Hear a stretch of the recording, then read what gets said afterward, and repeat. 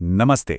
आज के इस एक्सप्लेनर में हम एक बहुत ही दिलचस्प और बुनियादी कॉन्सेप्ट को डिकोड करने वाले हैं। हमारी पृथ्वी एक विशाल गोला है और इस विशाल गोले पर किसी भी जगह को आखिर कैसे पिन पॉइंट किया जाता है। आज हम इसी अदृश्य ग्रिड सिस्टम को समझेंगे जो दुनिया को नेविगेट करने का आधार है। तो चलिए बिना किसी देरी के इस सफर की शुरुआत करते हैं। शुरुआत एक बहुत ही व्यवहारिक लेकिन जरूरी सवाल से करते हैं। अगर कोई विदेशी अचानक पूछ ले कि भाई दिल्ली बिल्कुल सटीक रूप से कहाँ है, तो उसे कैसे समझाया जाएगा? मेरा मतलब है, इस इतने बड़े और गोल ग्रह पर हम किसी जगह की सही लोकेशन कैसे बता सकते हैं? यहीं से हमें स्थानों का पता लगाने के लिए एक सटीक प्रणाली की जरूरत महसूस होती है। इस सवाल का जवाब ढूंढने के लिए आज के एजेंडे में हम ग्लोब और मानचित्र को समझेंगे, अक्षांश और देशांतर रेखाओं पर बात करेंगे, जगहों का सटीक पता लगाना सीखेंगे, विश्व मानचित्र पर भारत की स्थिति देखेंगे और अंत में जानेंगे कि देशांतर और समय का आपस में क्या संबंध है। तो चलिए सबसे पहले बात करते हैं ग्लोब और मानचित्र की। देखिए, हमारी दुनिया को देखने के हमारे पास दो मुख्य टूल्स हैं। एक तरफ ग्लोब है जो पृथ्वी का बिल्कुल सटीक 3D मॉडल है। ये दिखता तो एकदम असली पृथ्वी जैसा है, लेकिन इसे जेब में लेकर घूमना तो नामुमकिन है ना? दूसरी तरफ हमारे पास मानचित्र यानी मैप है। ये एकदम चपटा, हल्का और पोर्टेबल होता है, लेकिन इसमें कैच है। क्योंकि हम एक गोल चीज को चपटे कागज पर उतार रहे हैं, इसलिए जमीनी हिस्सों का आकार थोड़ा सा बदल जाता है या डिस्टॉर्ट हो जाता है।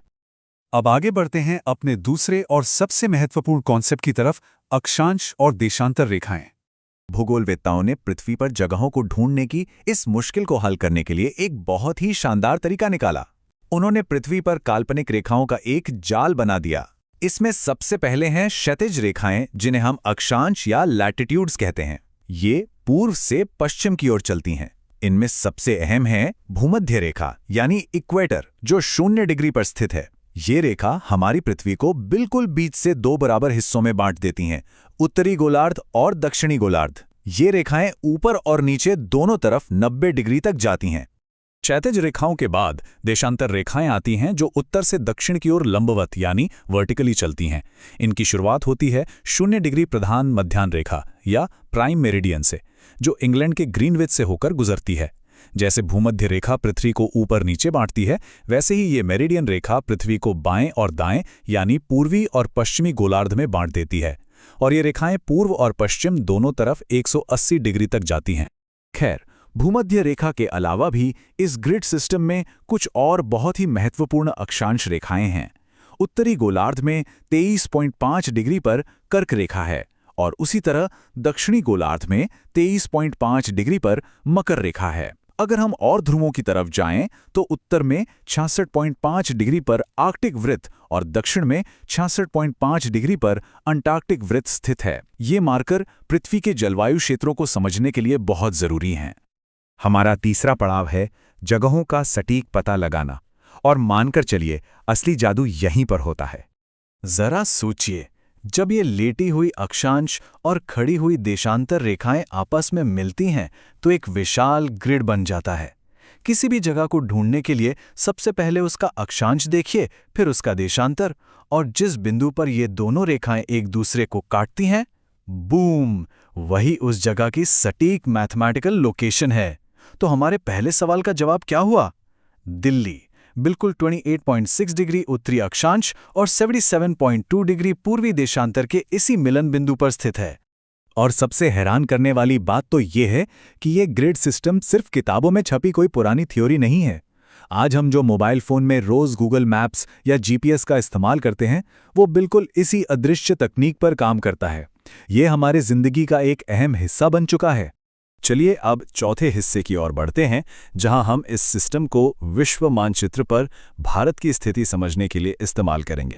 ग्लोब पर देखा जाए तो भारत पूरी तरह से उत्तरी और पूर्वी गोलार्ध में बसा हुआ है। यह एक बहुत ही विशाल क्षेत्र को कवर करता है। इसका फैलाव अक्षांश में 8 डिग्री उत्तर से लेकर 37 डिग्री उत्तर तक है और देशांतर में या पश्चिम में 68 डिग्री पूर्व से लेकर 97 डिग्री पूर्वी देशांतर तक फैला है। एक और दिलचस्प बात यह है कि कर्क रेखा यानी वही 23.5 डिग्री उत्तरी अक्षांश भारत के बिल्कुल बीचों बीच से होकर गुजरती है। ये ऐसा है जैसे कोई ज्योग्राफिक रोड ट्रिप हो रही हो। ये रेखा पश्चिम में गुजरात से शुरू होती है और फिर राजस्थान, मध्य प्रदेश, छत्तीसगढ़, झारखंड, पश्चिम बंगाल और त्रिपुरा से होते हुए पूर्व में मिजोरम तक कुल 8 राज्यों को पार करती है। अब हम अपने आखिरी और सबसे अद्भुत टॉपिक पर पहुंच गए हैं, देशांतर और समय। यहाँ चीजें पूरी तरह से एक नया मोड़ ले लेती हैं। देखिए, ये जो वर्टिकल देशांतर रेखाएं हैं, ये सिर्फ दूरी मापने के काम नहीं आती, ये असल में समय को भी कंट्रोल करती हैं। इसके पीछे का गणित बहुत ही सीधा है। पृथ्वी 24 घंटे में अपना एक पूरा 360 डिग्री का चक्कर लगाती है। इसका मतलब है कि पृथ्वी हर 1 घंटे में ठीक 15 डिग्री घूमती है। सरल शब्दों में कहें तो हर 15 डिग्री देशांतर पार करने पर समय में बिल्कुल 1 घंटे का अंतर आ जाता है। अब सवाल यह है कि भारत जैसे विशाल देश में समय कैसे तय होता है? देश भर की घड़ियों में एक ही समय बनाए रखने के लिए हमने भारतीय मानक समय यानी IST को सेट किया है। यह समय 82.5 डिग्री पूर्वी देशांतर रेखा पर आधारित है, जो उत्तर प्रदेश के प्रयागराज के ठीक बीच से होकर गुजरती है। यही वो रेखा है जो तय करती है कि हमारी घड़ियों में क्या समय होगा। तो अंत में एक बड़ा ही रोमांचक विचार सामने आता है।